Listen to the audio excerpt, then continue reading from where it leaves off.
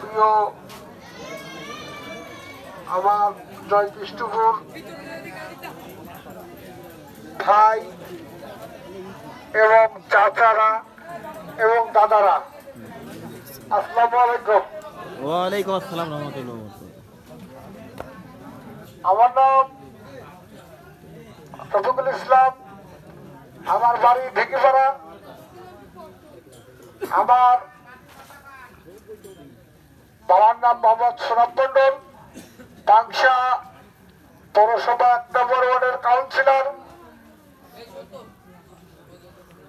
আমি প্রথমে যখন কথা আসলো নির্বাচন করব, 1 মাস 29 দিন আজকের দিন দিয়ে আমার নির্বাচনের বয়স, আমি বুঝে হোক আর না বুঝে হোক বলে ফেলাইছি নির্বাচন করব। আমার বাবা কোনো সময় রাজি হয় নাই। তারপরে আস্তে আস্তে বাবা যখন বলল যে নির্বাচন করা যাবে না, আমি বললাম সমস্যা কোথায়? আব্বা বললো অনেক ব্যাপক এলাকা। তবে বললাম আব্বা আমি চেষ্টা করে দেখি। এখন আস্তে আস্তে সব জায়গায় গেলাম, ঘুরলাম। এখন আব্বাও যেখানেই যাই সেখানে আমার আব্বার পরিচয় চাই। আমার আব্বাকে লাগবে, আমার আব্বার ঠিকানা কইলেই আব্বাকে লাগবে। তখন এই বাড়িতে বললাম তাহলে আপনি ঘুরতে আসুন। তারপরে নির্বাচনের 3 তারিখ সবকিছু ঠিক হইলো, তফসিল ঘোষণা হইল। তখন আমি পাংশা উপজেলা ভাইস চেয়ারম্যান পদপ্রার্থী হিসাবে অনলাইন করলাম, টাকা জমা দিলাম। তখন আব্বা দেখলেন ওটা থামবে না, ওটা নির্বাচন করবেই। ঠিক আছে, যখন নির্বাচন করবে তাহলে ও নির্বাচনের এদিকে আগাই। আমি আমাদের যতগুলো ক্যান্ডিডেট আছেন, আমি কিন্তু প্রত্যেকটি ক্যান্ডিডেটের কাছেই গেছি, আস্তে আস্তে সবার কাছেই গেছি। সবাই আমাকে দোয়া করছেন, প্রত্যেকটি ক্যান্ডিডেট।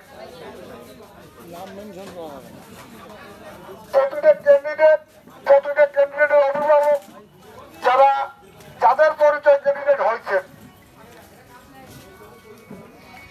আমি 11টা ইউনিয়নের 11টা চেয়ারম্যান সাহেবের কাছে গেছি,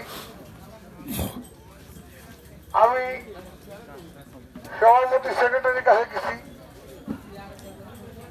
আমি সর্বপ্রথম 72টা মেম্বারের কাছে গেছি। সবাই আমাকে বললো ভাই তুমি আগাও। আমি আগাচ্ছি। এখন আমার নির্বাচনের শেষের দিকে, হয়তো আমি এখানে আসতে পারি নাই, সামান্য একটু সময় আমার নির্বাচনের বয়স। এটার জন্য প্রথমে আপনাদের কাছে আমি মাপ চাই, আমি দুঃখিত। প্রত্যেকটি ইউনিয়নে গেছি, প্রত্যেকটি লোককে প্রত্যেকটি ইউনিয়নের 9টা ওয়ার্ডের লোকের সাথে কথা বলছি। হয়তোবা কারোর সাথে বলা হয় নাই, কারোর সাথে বলতে পারি নাই, 2-1 মিস গেছে। তবে আবার যারা চেয়ারম্যান সাহেব আছেন, প্রত্যেকটা চেয়ারম্যান আমাদের এলাকায় পারে, আমাকে অনেক পাহারা দিচ্ছেন, আমাকে অনেক পরামর্শ দিচ্ছেন। আমার গুরুজনরাও বুদ্ধি দিচ্ছেন, বলে তুমি ওভাবে হাঁটো, বাবা তুমি এইদিকে তাকাও, বাবা তুমি অমুকখানে যাও, অমুকের সাথে কথা বলো। আমি সেইভাবে কথা বলছি। তারপরেও আমি ভয় ছিলাম, আমি এটার পরেও ভয় ছিলাম যে নেতা আসে কি যেন বলে। আমার নেতা আশিক মোহাম্মদ বেতুল ভাই, মাননীয় সংসদ সদস্য জনাব মোহাম্মদ জিলুর রহমানের সুযোগ্য পুত্র আশিক মোহাম্মদ বেতুল ভাই আমার নেতা।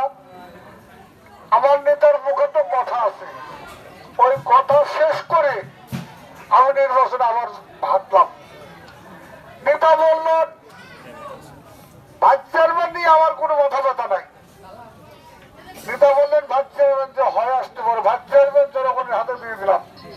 ভোট আমার বাড়িতে নাই, ভোট আছে জনগণের হাতে, জনগণের ভোট জয় করে নিয়ে আসবে, আমি তাকে ভোট করে নেব। প্রিয় জয় কৃষ্ণপুর বাসী, আমি আপনাদের কাছে বক্তব্য দিতে জানি না, আমি আপনাদের কাছে হাজারো অনুরোধ করব। আমি আসলে একটা বাচ্চা ছেলে, আমি গরিব ঘরের ছেলে, আমি ব্যক্তিগত দিক থেকে আমি আপনাদের কাছে দয়া করে একটা করে ভোট ভিক্ষা চাই। কি আপনারা কি আমার ভোট ভিক্ষা দেবেন?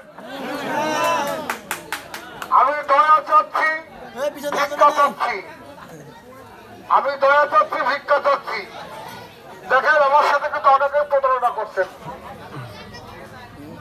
আমার সাথে অনেকেই প্রতারণা করছেন। এখন দয়া ভিক্ষা কেন চাচ্ছি? আগের মতো থাকলে আমি ভোট চাতাম, ভাই আমাকে একটা ভোট দেন, ভাই আমাকে একটা ভোট দেন। একটা লোকের কথা না বললেই না, একটা লোকের কথা না বললেই না, আমি সবার কথা বলবো না, সামান্য একটা ব্যক্তির কথা বলি। আমাদের প্রার্থীয় স্যার আরুষ স্যার, তিনিও কিন্তু এই টাইমে এই দিনে পাংশা উপজেলা চেয়ারম্যান নির্বাচন করেছেন। আমি তো তার বিরুদ্ধে খারাপ কথা বলেছি আব্বা, আমি তো ভালো কথা বলতেছি তার কাছ থেকে। তিনি কিন্তু সরাসরি আমার আব্বাকে সরাসরি বলছেন, আমার আব্বাকে বললাম আপনার সালেকে জিজ্ঞান কি বলে, বলে ভাই রফিক দাঁড়াচ্ছে, এখন আমি কি করব? রিঙ্কু দাঁড়াবে, রফিক দাঁড়াবে, একই ফ্যামিলি থেকে দুজন দাঁড়াবে, তাহলে তো হবে না। বললো আমার তুই রফিকটা দাঁড়া করে রাখ, রফিক কার্যকলাপ চালাক, রিঙ্কু দাঁড়াবে না। একাধিকবার বলছেন, আমি নিজেও বলছি, কিন্তু তারপরেও সে তার ভাইকে তাড়া করে দিয়ে তার ভাই দাঁড়াইছে, সে নির্বাচন করবে, এটাই স্বাভাবিক, এটাই কিন্তু স্বাভাবিক। আমার বাপ আমার জন্য নির্বাচন করবে, এটাই স্বাভাবিক। আমার চাচা আমার জন্য নির্বাচন করবে, এটাই স্বাভাবিক। যার যার আত্মীয় তার তার নির্বাচন করবে, আত্মীয়র কাছে আত্মীয় বসতে হবে, এটাই স্বাভাবিক। কিন্তু আমি সেটা কথা আমি কোনো কথা বলতেছি না। আমার দুঃখ একটাই যে আপনি প্রত্যেকটি জায়গায় যে স্যার প্রকল্প দিচ্ছেন, আপনি প্রত্যেকটি জায়গায় 7 লাখ 8 লাখ 10 লাখ টাকার করে প্রকল্প দিচ্ছেন। আমি নিজেও কিন্তু আপনার কাছে 5 লক্ষ টাকা দিয়েছিলাম, আমি এখনো আপনার কাছে টাকা পাই 1,70,000। আপনি কিন্তু আমার টাকাটা দেন নাই, আমি কিন্তু এই নির্বাচনেই আপনার টাকা দিয়েছিলাম স্যার। আমি পরেদের ছেলে, গরিবের ছেলে, আপনি কিন্তু আমার টাকাটা দেন নাই। আপনার বলার দরকার ছিল রফিক তুমি নির্বাচন করছো বাবা, তুমি নির্বাচন করো, আমার ভাই দাঁড়াইছে, আমি এখন কি করতে পারি? রিঙ্কুর নির্বাচন করো বাবা, এটাই তো আমার স্বাভাবিক। আমার কিন্তু মনে কোনো দুঃখ থাকতো না। বাবা তুমি যে করে টাকা পেতে টাকা করে নিয়ে তোমার নির্বাচনে কাজ করেন, তুমি কাজ করো, আমার মনে কোনো দুঃখ থাকতো না। স্যার আপনি তো মরিয়া হয়ে গেছেন, রাত 12টা 1টা 2টা 3টা ঠিক নাই, আপনি এখান থেকে 30 কিলোমিটার দূরে দেয়া বাসবাগানের নিচে গাড়ি পার্কিং করে আপনি ভোট চান, প্রকল্প দিয়ে চাকরি দিয়ে। স্যার আমি আপনাকে সিলেক্ট করি, কয়টা চাকরি দিয়েছেন আপনি? যা দিয়েছেন জিলুল হাকিমের হাত ধরেই দিয়েছেন, যা দিয়েছেন জিলুল হাকিমের হাত ধরেই দিয়েছেন। আমি কিন্তু আপনাকে নিন্দে করতেছি না, আমি গরিবের সন্তান, আপনার কাছে অনুমতি নিয়ে দাঁড়াইছি।